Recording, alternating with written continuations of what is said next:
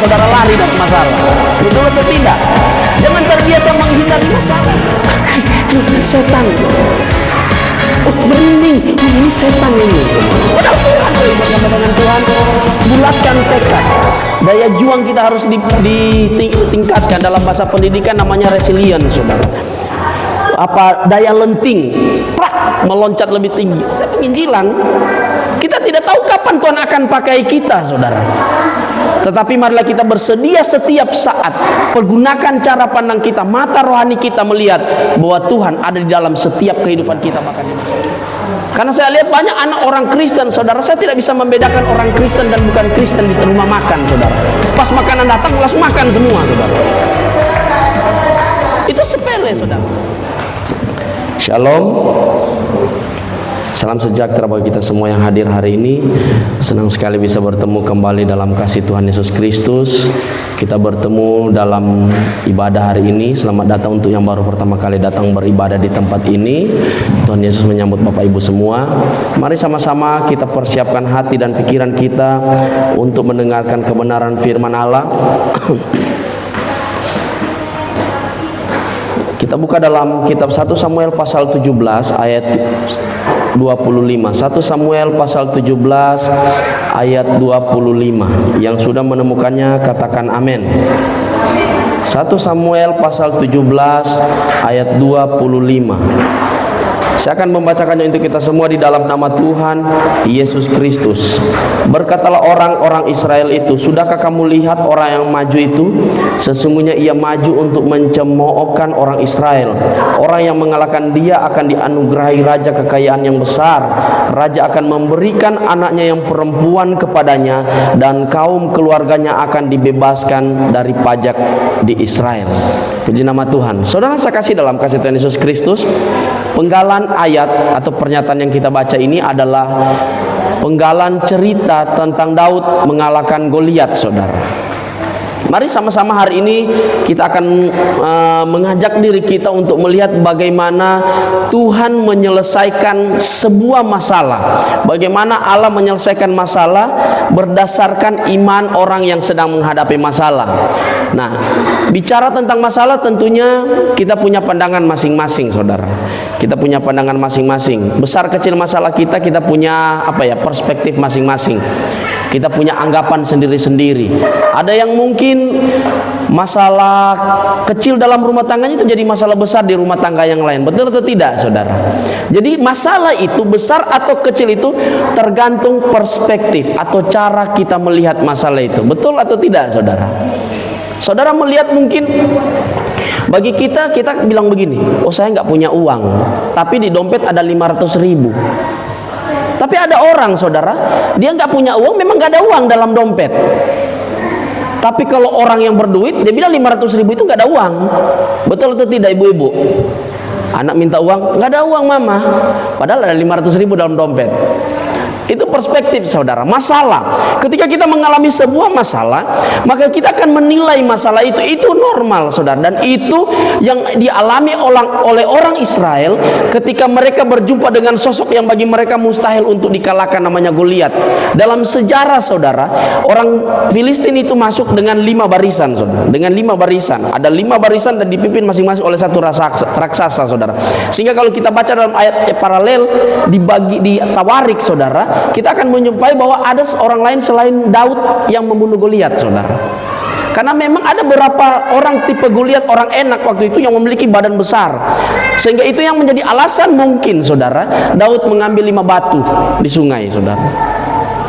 Orang bilang Daud ambil 5 supaya kalau meleset satu, ada satu. Tapi Alkitab mencatat sekali tembak langsung kena. Betul atau tidak, saudara? Daud punya perspektif yang berbeda. Nah, kita akan melihat cara Daud melihat sebuah masalah atau tantangan dalam hidup. Ketika orang Israel hanya melihat, dia bilang begini. Ketika Daud bertanya-tanya, ini siapa ini? Siapa ini? Terus mereka bilang begini ke Daud, sudahkah kamu lihat orang yang maju itu, saudara? Nah, cara orang melihat masalah kadangkala, saudara, orang ketika merasa masalah itu sangat berat karena dia terobsesi dengan apa yang dia lihat, yaitu masalah. Amin. Dia hanya orang pada waktu itu takut mau melawan Goliat karena mereka hanya melihat Goliat, saudara. Mereka hanya melihat sosok yang besar itu, yang mereka lihat dari kecil sudah dilatih berperang, yang dari kecil sudah luar biasa. Kemudian bayangkan tombaknya aja seberat orang dewasa. Bagaimana mungkin kita bisa mengalahkan itu, mengalahkan dia? Mereka hanya melihat itu, saudara. Orang sebanyak itu, ribuan orang itu, bahkan Daud berkata begini ayat 26, lalu berkatalah Daud kepada orang yang berdiri di dekatnya, apakah yang dilakukan kepada orang yang mengalahkan orang Filistin itu dan menghindarkan combo dari Israel? Siapakah orang Filistin yang tak bersunat ini sampai ia berani mencemoohkan barisan daripada Allah yang hidup? Ini, saudara, cara orang benar, cara orang beriman melihat masalah, saudara. Orang lain melihat masalah, waduh, kamu udah lihat Goliat sebesar itu. Tetapi Daud melihat begini, dia melihat Goliat sebagai orang yang mencemooh nama Tuhan, saudara. Amin. Daud meletakkan Tuhan dalam cara dia memandang masalah, saudara. Ketika kita melihat masalah, hanya melihat masalah itu sendiri, maka kita tidak akan bisa berbuat apa-apa. Tapi Daud meletakkan Tuhan bersama dengan cara pandangnya, saudara. Dia meletakkan Tuhan di mana masalah itu datang. Ketika masalah datang, saudara, ketika Tuhan ada di situ, maka saudara tidak akan pernah melihat masalah itu besar. Amin. Itu yang dilakukan Daud, saudara. Dia seorang yang memiliki visi yang berbeda. Dia seorang yang memiliki hati yang berbeda, saudara. Dia terbiasa melihat masalah, bukan hanya masalah itu sendiri. Dia katakan kepada Saul begini, hambamu ini sering bergelut dengan beruang singa, tetapi Tuhan melepaskan hambamu ini. Dia selalu begitu, saudara. Dia selalu meletakkan Tuhan dalam setiap masalahnya. Ketika dia melihat sebuah masalah, dia selalu meletakkan Tuhan di sana. Ini perbedaannya, saudara. Orang yang beriman sungguh-sungguh kepada Tuhan dan orang yang beriman tidak sungguh-sungguh, saudara. Saya tidak bicara orang non-Kristen. Orang Israel ini percaya Yahweh semua, saudara. Orang Israel ini percayai Allah. Bahkan mereka sudah mendengar sejarah bagaimana Allah membelah laut, bagaimana Allah menurunkan tula di Mesir, bagaimana Allah memberikan air, minum, makanan mereka di padang gurun, bagaimana Allah melakukan pekerjaan-pekerjaan luar biasa, saudara. Mereka sudah dengar semua itu.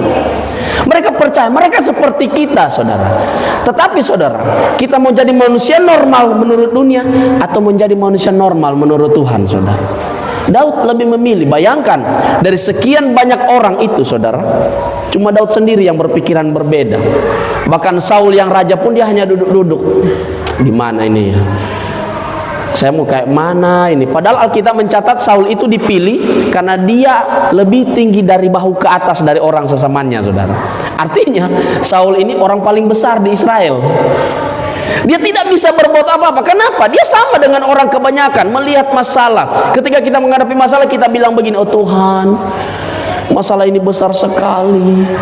Sudah bertahun-tahun saya dengan masalah ini, kenapa tidak selesai-selesai?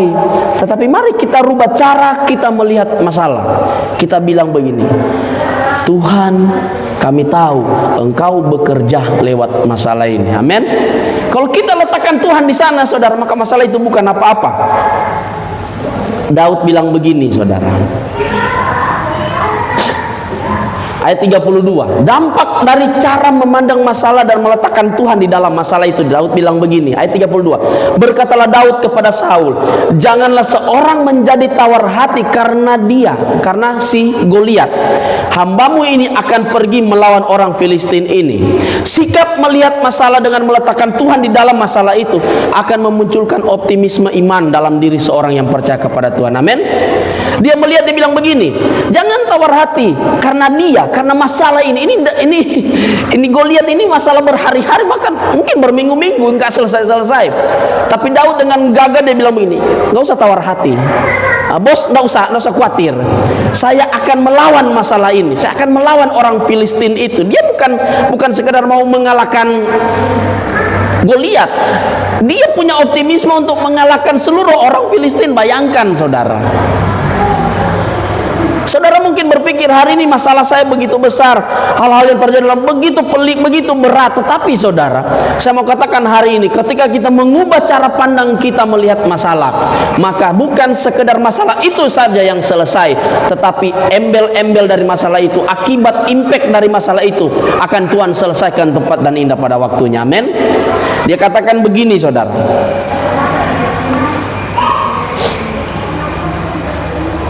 Ayat 37, pula kata Daud, Tuhan yang telah melepaskan aku dari cakar singa dan dari cakar beruang, dia juga akan melepaskan aku dari tangan orang Filistin itu. Saudara, Ciri seorang yang punya perspektif yang berbeda terhadap apa yang terjadi di sekitarnya, terhadap masalah hidup, terhadap pergumulan hidup.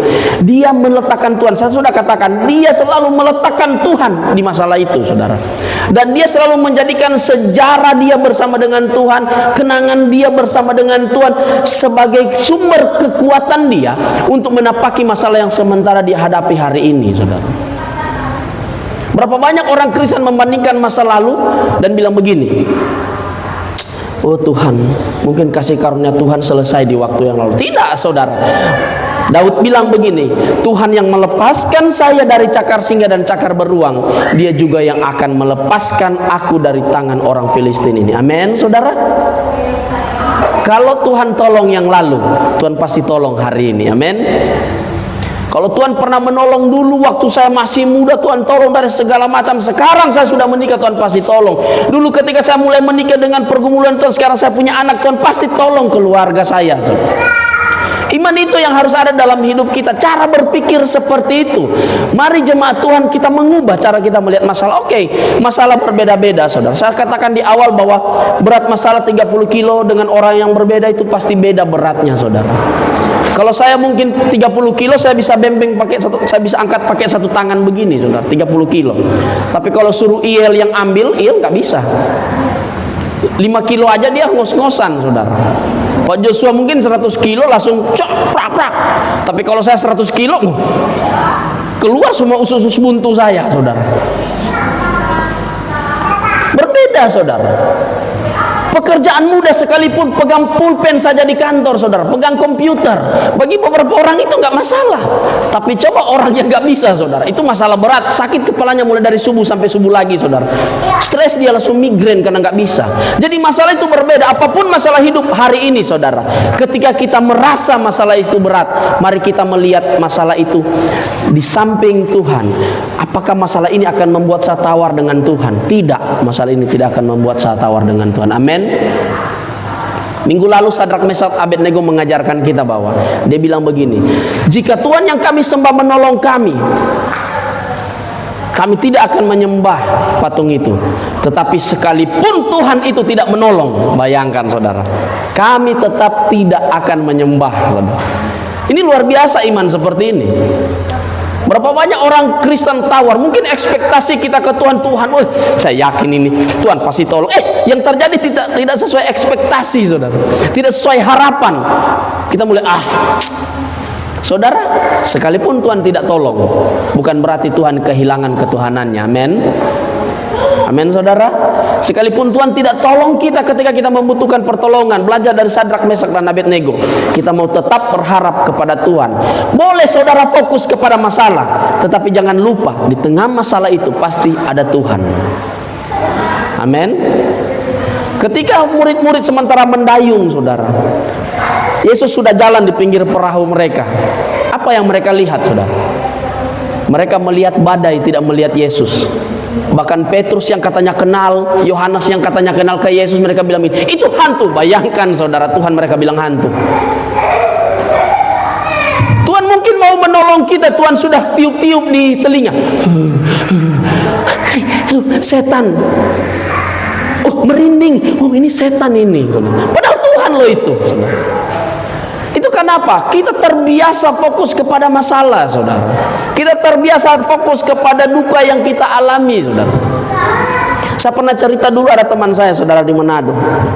Anaknya sudah sebesar siapa ya? Sebesar Iel mungkin ya, kalau tidak salah. Sebesar Iel. Anaknya main pagi-pagi, siangnya anaknya kejang-kejang, saudara, langsung meninggal, nggak sempat bawa ke rumah sakit. Dia nggak tahu sakit apa anaknya. Pas di ronsen paru-parunya banjir, saudara. Bingung dia, sakit apa anak ini, saudara. Terus saya lihat, anak satu-satunya laki-laki, saudara. Terus saya telepon begini, karena kita biasa saling panggil Pace. Saya bilang, Pace, kopu anak kenapa? Saya bilang begitu. Tenang, Pace, saya tetap kuat. 1 minggu sebelum dia meninggal, Tuhan sudah kasih tahu. Bayangkan, saudara, saya yang sakit hati, dia tenang-tenang. 1 tahun kemudian, saudara, dia dapat anak cewek, saudara. Sampai sekarang anak ceweknya mungkin sudah sebesar Iel kalau tidak salah. Luar biasa, saya belajar dari dia, saudara. Kebanyakan Kebanyakan orang sudah sekolah sarjana teologi, master teologi, bukan bertambah imannya, malah makin kecut. Dia makin memikirkan Tuhan secara logika. Oh, kalau begini-begini, kecewa dia. Teman saya itu doktor teologi, saudara, dosen dia. Saya pikir kalau sudah dokter sudah nggak bisa beriman, ternyata masih bisa, saudara. Kuat sekali imannya, saudara. Saudara, saya kasih dalam kasih Tuhan Yesus Kristus.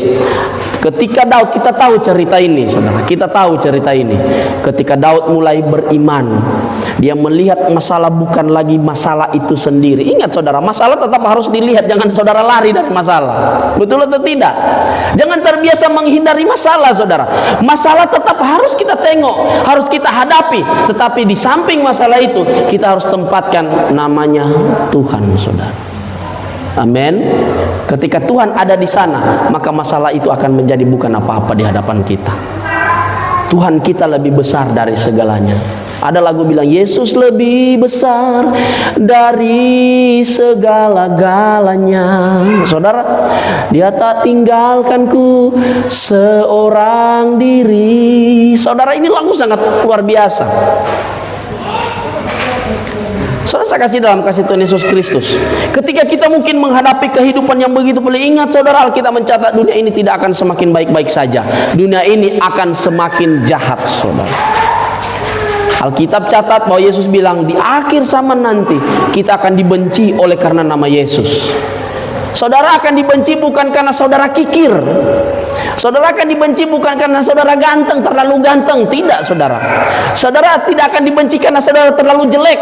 Alkitab catat orang Kristen akan dibenci karena Kristus. Jadi jangan pernah saudara takut, jangan pernah kecil hati ketika saudara sudah mulai rajin ibadah, orang mulai menjauhi saudara. Jangan khawatir, Tuhan Yesus sudah pernah bilang, ketika kita menjadi orang yang taat di hadapan Tuhan, kehidupan rohani kita semakin naik, maka dunia akan semakin tidak suka dengan kita.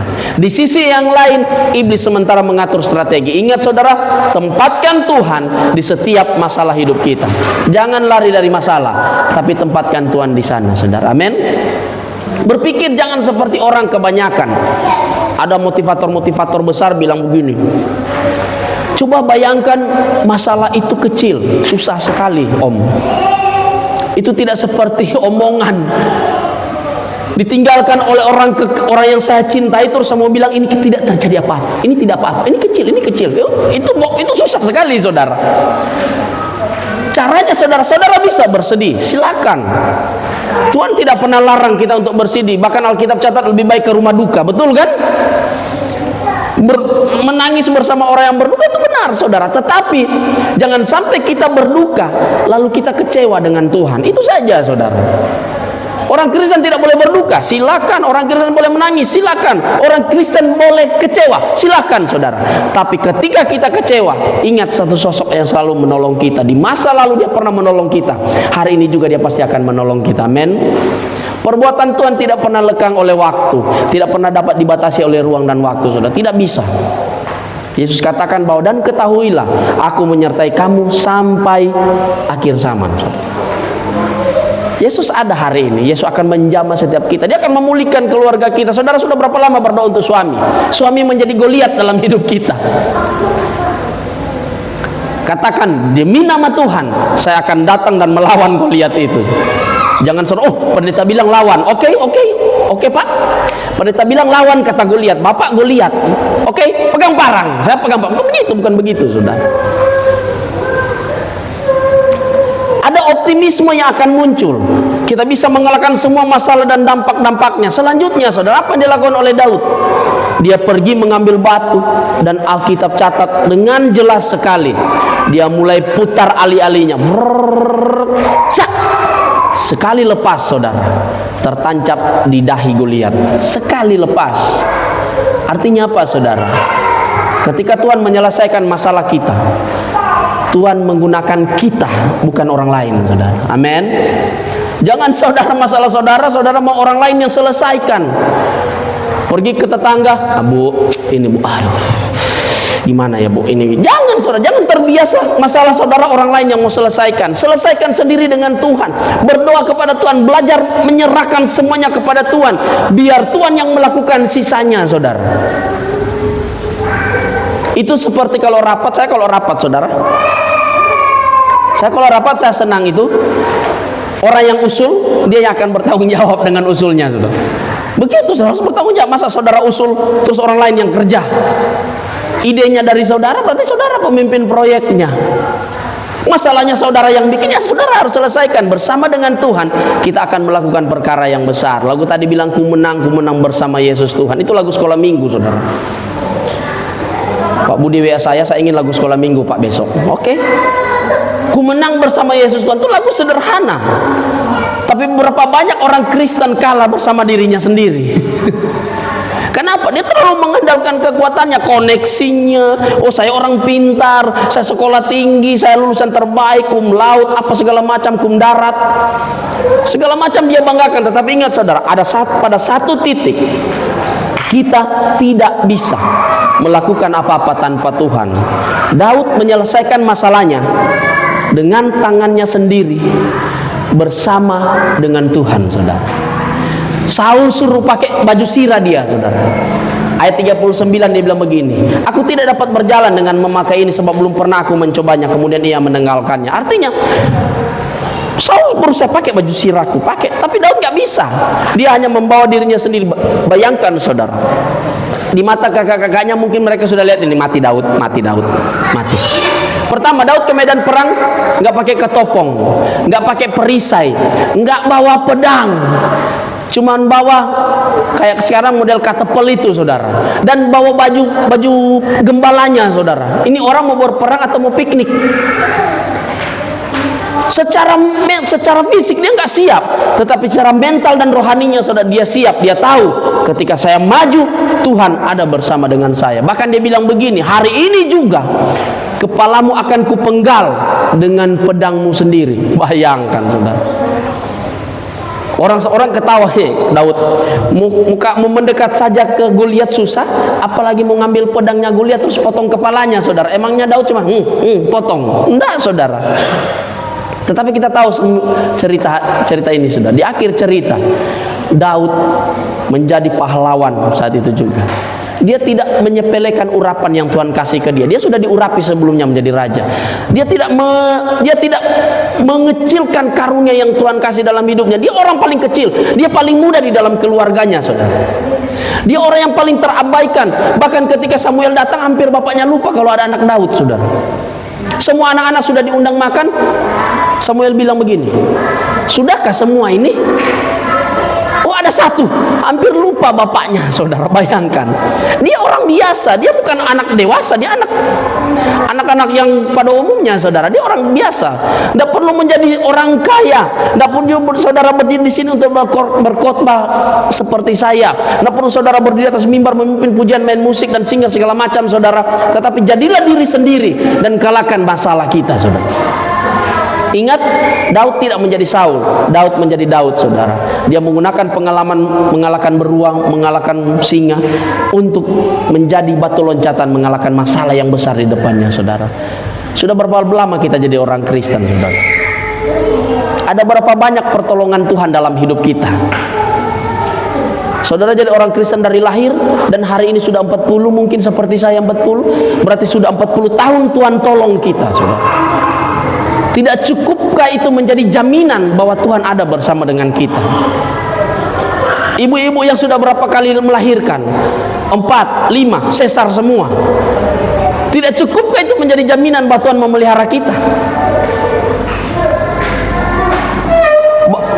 Pemuda-pemudi yang mungkin menjomblo sekian tahun lalu tiba-tiba dapat istri, tidak cukupkah itu pertolongan Tuhan untuk jadi jaminan? So, Tuhan sudah berikan jaminan. Hari ini, saudara, kebenaran firman Allah mengajarkan kita bahwa marilah kita bersikap terhadap masalah kita itu. Jangan lari dari masalah. Ingat, saudara, Daud tidak lari dari masalah. Bahkan Alkitab mencatat Daud ini menjadi pakar masalah selanjutnya. Semua orang yang dikejar-kejar hutang, semua orang yang punya hutang, punya masalah, itu lari ke Daud semua. Dan mereka itu Alkitab catat dengan jelas, di gua Adulam itu, saudara, Daud mengubah orang-orang buruk ini menjadi panglima-panglima perang yang luar biasa, saudara. Itu impact Daud.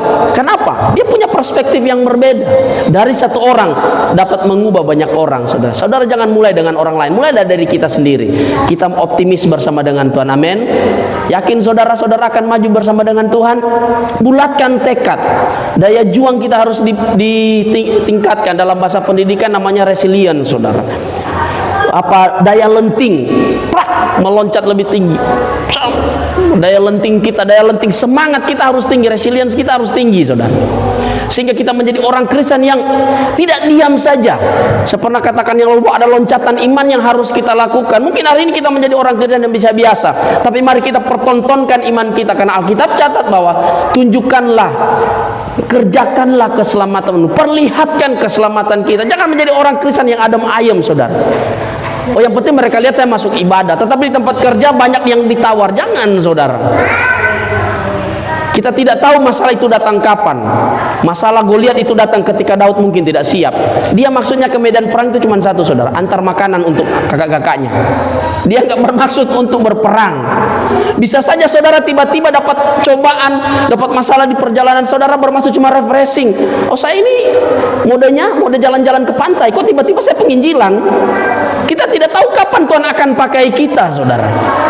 Tetapi marilah kita bersedia setiap saat, pergunakan cara pandang kita, mata rohani kita melihat bahwa Tuhan ada di dalam setiap kehidupan kita, bahkan di masalah hidup kita. Amin. Saya yakin kebenaran firman Tuhan ini akan menjadi berkat bagi kita semua, dapat membaharui hidup kita, meningkatkan kadar iman kita menjadi orang yang lebih baik, saudara, bersama dengan Tuhan. Saya yakin dan percaya kita mau jadi kepala rumah tangga yang berwibawa dalam keluarga, amin. Yakin dan percaya kita menjadi ibu rumah tangga yang bijaksana, menjadi anak-anak yang dengar-dengaran, menjadi anak-anak yang berprestasi mengandalkan Tuhan. Jangan pernah pesimis, saudara. Saya melihat sejarah bahwa setiap orang tua yang setia beribadah pasti anaknya berprestasi. Itu pasti, saudara. Mungkin dari 100 cuma satu yang gagal karena orang tuanya nggak sungguh-sungguh ibadah. Pasti, saudara. Saya jamin dengan kebenaran firman Tuhan. Karena Alkitab mencatat bahwa orang tua harus mengimpartasi nilai-nilai roh dalam kehidupan keluarga. Saudara jangan pernah berharap anak itu rajin baca Alkitab kalau orang tuanya nggak pernah baca Alkitab. Saudara jangan pernah berharap anaknya tahu doa makan kalau orang tuanya nggak pernah doa makan, doa sebelum makan, saudara. Tadi pagi ada kejadian unik, saudara, sebelum kita ke gereja. Karena kita kalau jalan biasa saya bilang begini, Iel berdoa, Alia berdoa. Tiba-tiba kita mau jalan tadi pagi, saudara, mau ke gereja. Biasanya kita ke gereja ya doa cuma pagi gitu. Kalau ke gereja karena mungkin dekat, kita sering mengabaikan tuh doa. Tiba-tiba si Iden begini, saudara, si Fiden, cuk, apa cuk? Tangannya begini, saudara, disuruh berdoa, saudara kita. Wah, karena mungkin dia lihat setiap kali mau naik mobil jalan doa. Itu karena kebiasaan, saudara. Jangan tunggu dia SMP. SMP itu cerita berantem, doa dulu kamu, doa. Mama ini nggak gaul. SMP dia sudah tahu dari kecil, saudara, dari anaknya itu belum tahu apa-apa. Karena dia manusia, saudara, bukan daun jeruk. Dia bukan kayu ulin, saudara, dia manusia. Saudara pernah lihat monyet, saudara? Monyet pergi ke pasar, begitu, saudara, diajari, itu monyet, saudara, bisa. Dan manusia lebih tinggi IQ-nya daripada monyet. Jangan tunggu anak besar, saudara, ajari nilai-nilai Kristen. Jangan, saudara. Dari kecil doa dulu. Anak saya Fiden itu masih kecil, dia baru mau 2 tahun bulan Agustus. Tapi dia bukan karena dia pintar, bukan karena dia memang dilahirkan tahu berdoa, karena dibiasakan, saudara. Karena saya lihat banyak anak orang Kristen, saudara, saya tidak bisa membedakan orang Kristen dan bukan Kristen di rumah makan, saudara. Pas makanan datang langsung makan semua, saudara. Itu sepele, saudara.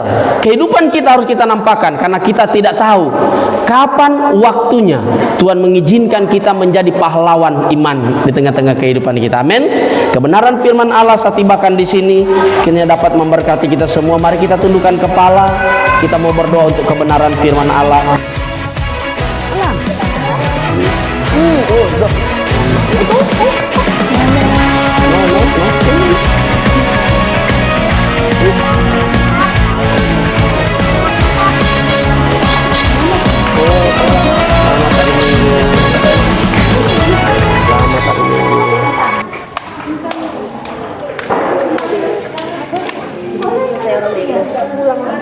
Ya. Selamat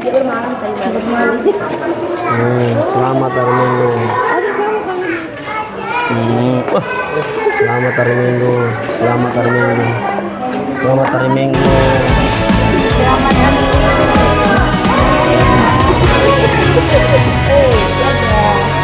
Selamat hari Minggu. Selamat hari Minggu.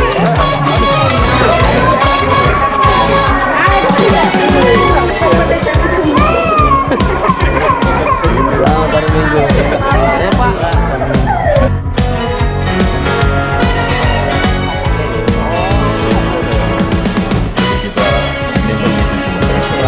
Jadi kita sempatkan